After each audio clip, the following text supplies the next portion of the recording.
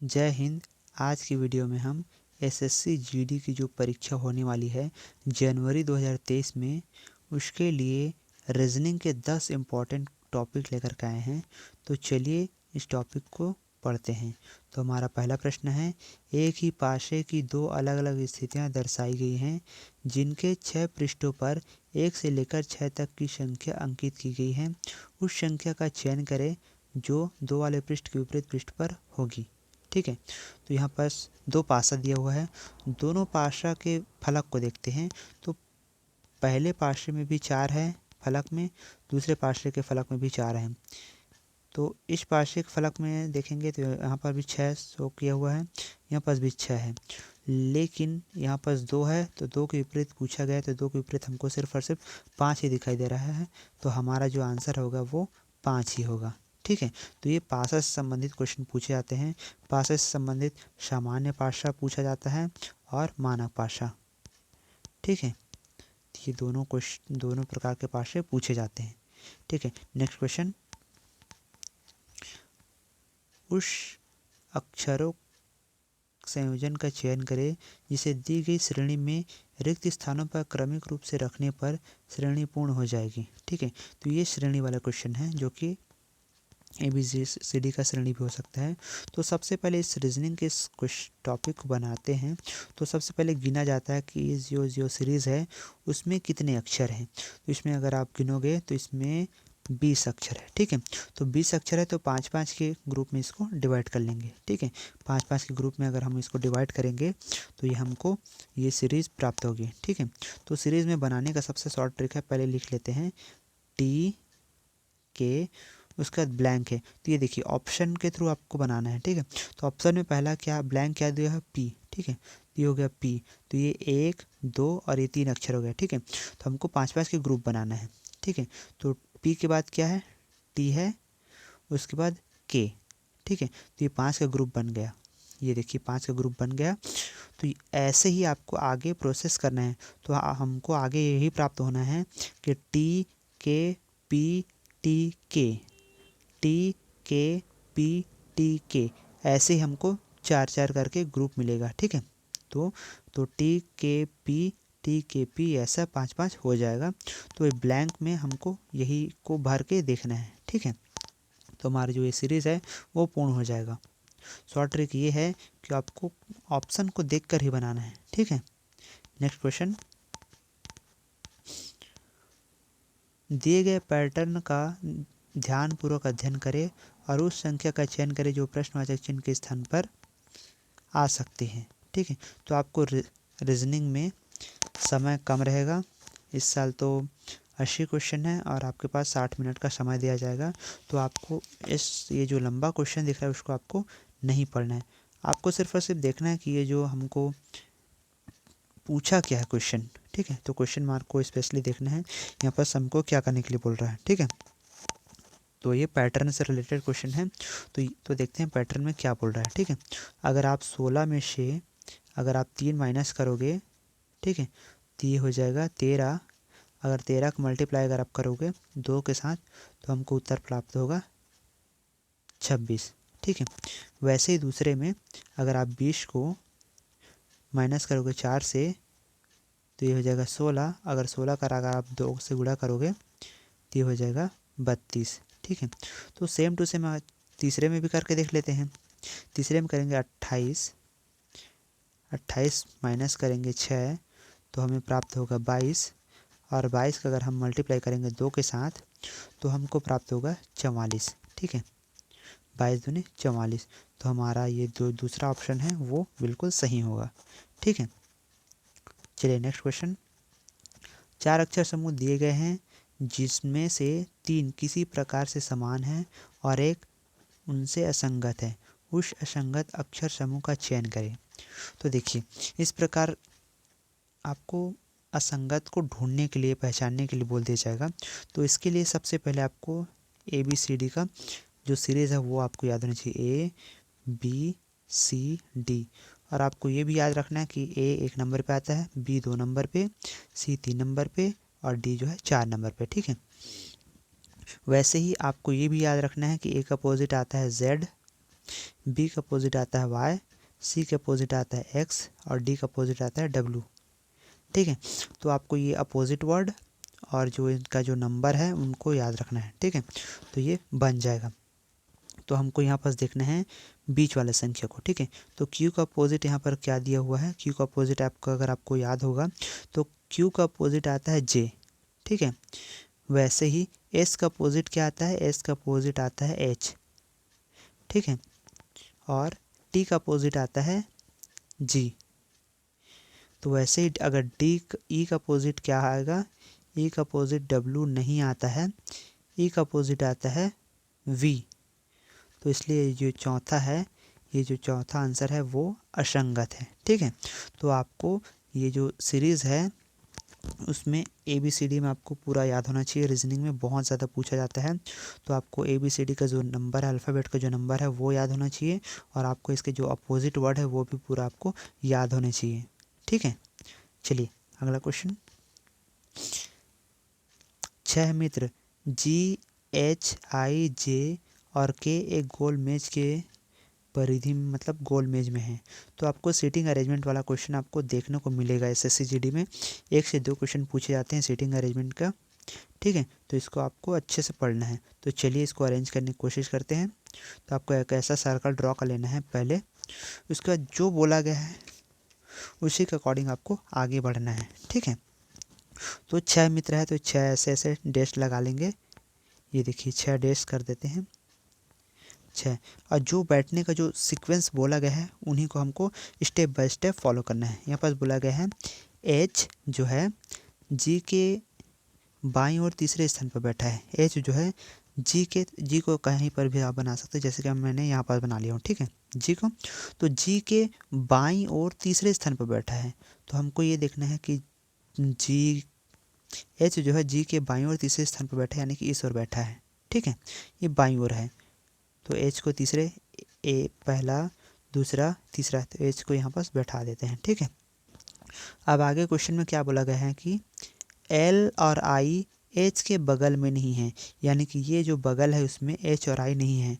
तो एच और आई का आप कहीं पर भी बैठा सकते हो। मान लो एल को आपने यहाँ पास बैठा लिया, आई को यहाँ पास।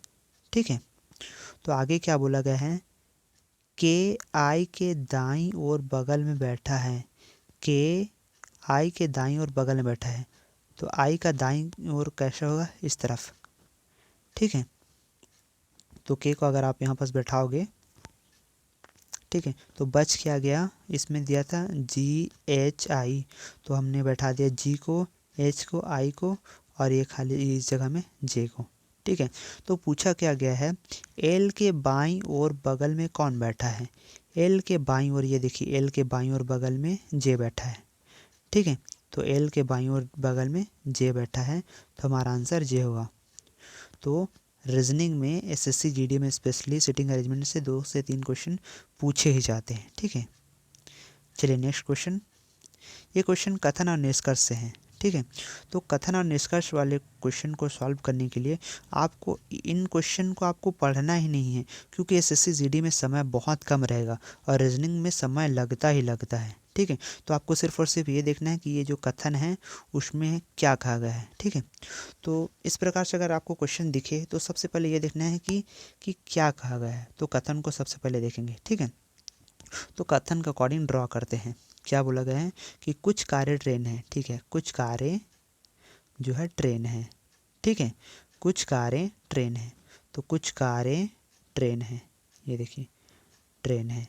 ठीक है, कुछ ट्रेन ट्रैक्टर है, तो कुछ ट्रेन जो है ट्रैक्टर है, तो ऐसा भी बन सकता है ना भाई, कुछ ट्रेन ट्रैक्टर है, तो ट्रैक्टर है तो टी कर देते हैं। ठीक है, कुछ ट्रेन ट्रैक्टर है।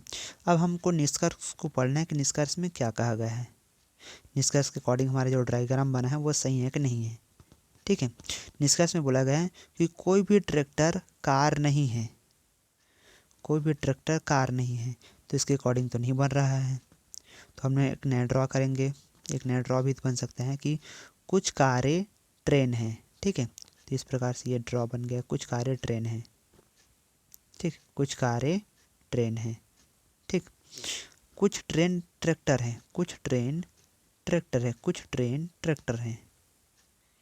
ये देखिए ट्रैक्टर है,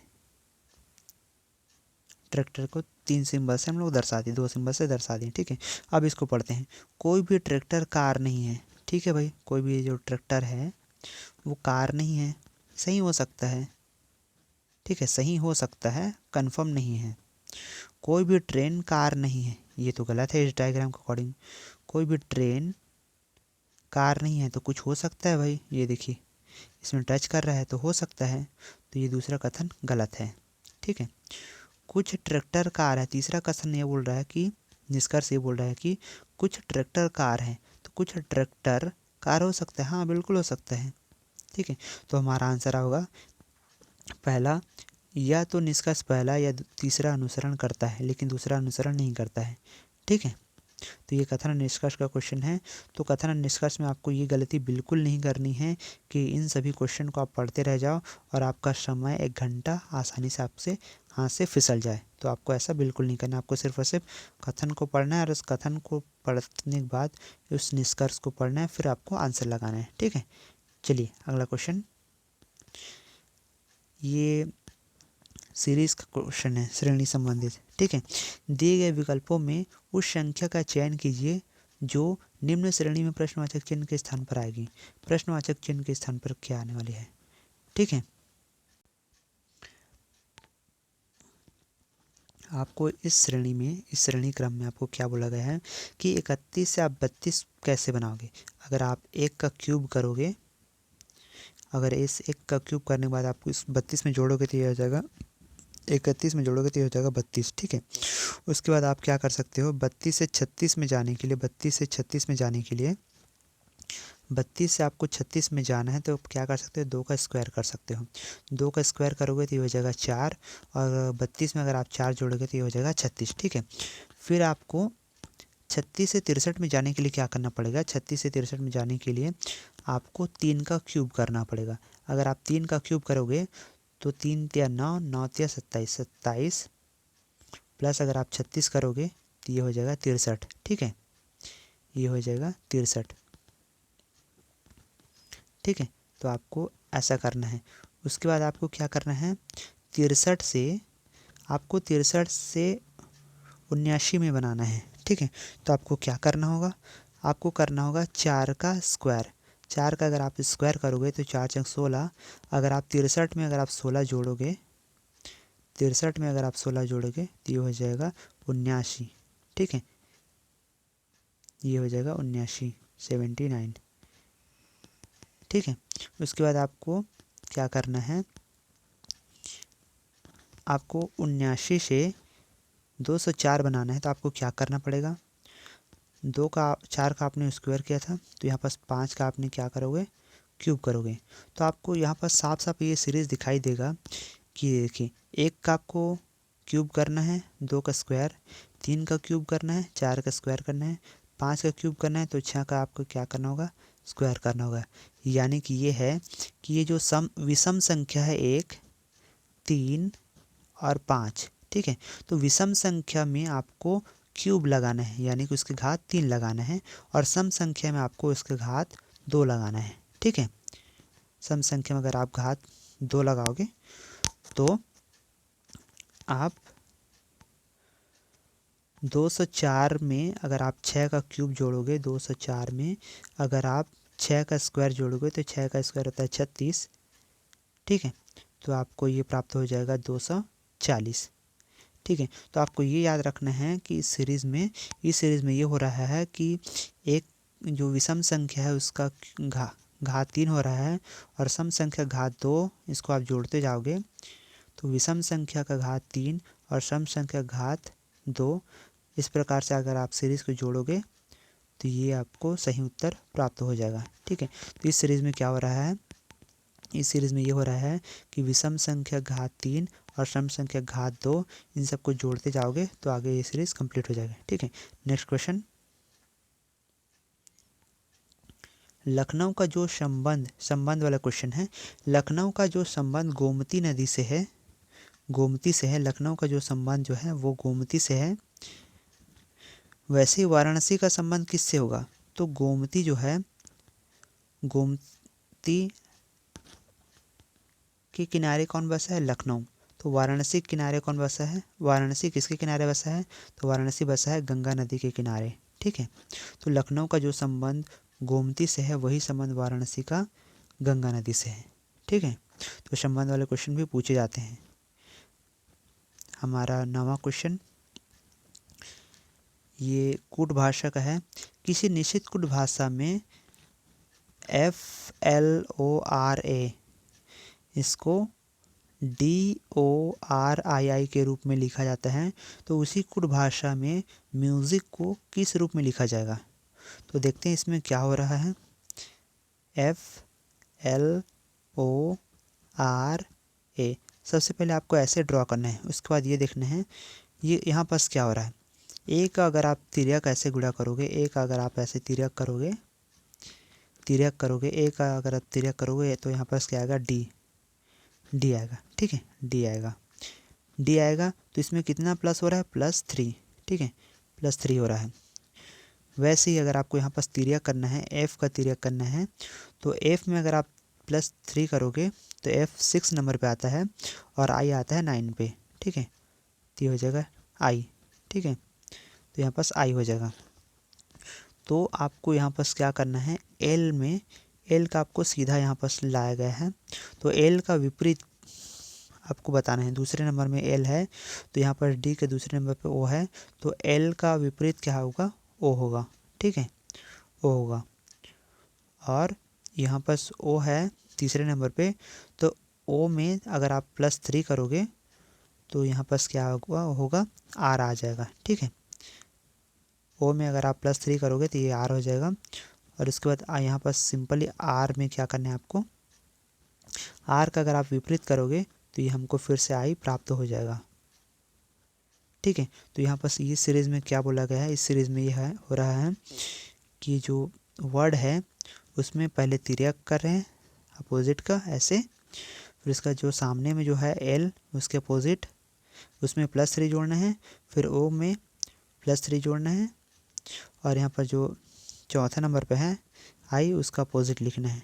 ठीक है, फिर इस प्रकार से ये सीरीज़ बन जाएगी। 10वां प्रश्न, ये मैथ्स का क्वेश्चन है। 10वां प्रश्न, राजन का परिवार, क्योंकि SSC GD में प्रीवियस ईयर में रीजनिंग में भी एक मैथ्स का क्वेश्चन आ गया था, कोई बात नहीं, इसको बना लेंगे। राजन का परिवार अपनी मासिक आय का 60% किराए के सामान पर और अपनी मासिक आय का 12% घर के किराए पर देता है और अपनी जो मासिक आय का 8% चिकित्सा पर खर्च कर देता है। ठीक है, और जो बचता है वो 18,000 रुपये बचाता है। राजन के परिवार की मासिक आय कितनी है? तो मासिक आय निकालने के लिए इसमें एक फॉर्मूला है कि कुल आय, इस फॉर्मूला है कुल आय। ठीक है, फॉर्मूला यहाँ पास लिख देता हूँ, कुल आय बराबर होता है बचत। ठीक है, कुल आय बराबर बचत बटा 100 माइनस कुल खर्चों का प्रतिशत गुणित 100। ठीक है, तो इसमें आप फॉर्मूला के अकॉर्डिंग डाल देंगे तो कुल जो आय है वो तो पता नहीं है कुल आय, तो कुल आय की वैल्यू क्या कर देंगे? x। ठीक है, बचत कितना कर रहा है? 18,000 इसमें बचत हो रहा है। ठीक है, अब 100 माइनस कुल खर्चों का प्रतिशत कितना कितना दिया हुआ है? 60%, 12%, 60 और 12 72, और चिकित्सा पर 8% यानी कि 80%। तो 80 यहाँ पर लिख देंगे। ठीक है, 80 × 100, तो ये इसको सॉल्व करेंगे तो कितना हो जाएगा? 18,000 बटे में 100 में से अगर आप 80 माइनस करोगे तो ये हो जाएगा 20 गुणित 100। ठीक है, तो इसको काटेंगे तो ये हो जाएगा, काट के अगर गुणा करेंगे तो ये हो जाएगा 90,000। ठीक है, तो ये SSC GD के प्रीवियस ईयर के 10 क्वेश्चन हैं जो कि बहुत ही इम्पोर्टेंट है, और ये आपको ये ट्रिक देगा कि SSC GD में इस बार जो आने वाला एग्ज़ाम है उसमें किस टाइप से क्वेश्चन पूछे जा सकते हैं। ठीक है, तो ये आपके लिए बहुत ही अच्छा हेल्पफुल हो सकता है। ठीक है, तो ये रीजनिंग का हमारा जो 10 क्वेश्चन है वो कंप्लीट हो गया। जय हिंद।